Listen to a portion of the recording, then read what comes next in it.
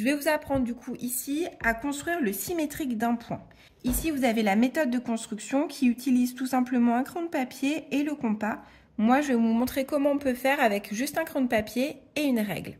Donc pour cela, j'ai besoin d'un crayon de papier bien taillé ou d'un critérium et d'une règle. Je vais tout simplement déjà tracer la demi-droite issue de A et passant par B.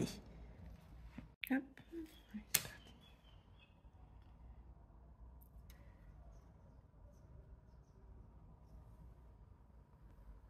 Je vais bien au-delà du point B car le point A' se situera après le point B, mais nous ne savons pas jusque-là où exactement. Je vais reporter ensuite la longueur AB. Ici, j'ai 2,8. Donc, je déplace ma règle de façon à ce que la graduation 0 soit sur le point B. Et je vais noter où se situent mes 2,8. Donc, les 2,8 se situent ici. Je fais un petit marquage. Et mon point A' est situé ici. J'aurais pu m'aider du quadrillage tout simplement, qui n'est pas toujours présent, hein, mais comme c'est les premières constructions, je vous ai fait un quadrillage. Ici, le point A et le point B sont séparés de 4 carreaux. Donc le point B et le point A' sont également situés de 4 carreaux.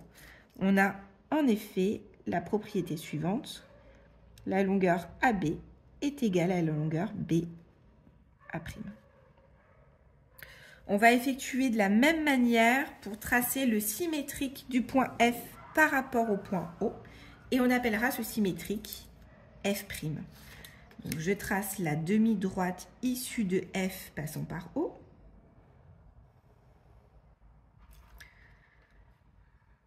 Je lis la longueur FO. Ici, j'ai 4,6. Et je la reporte de l'autre côté du point O.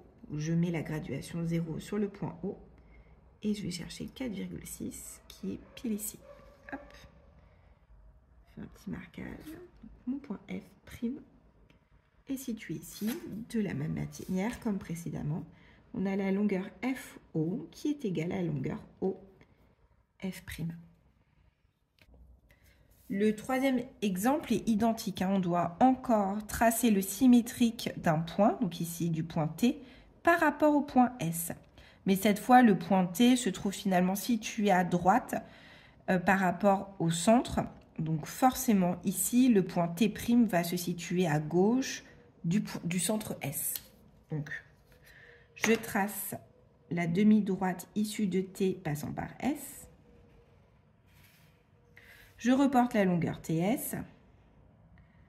Si j'ai 1,7, je la reporte de l'autre côté, 1,7.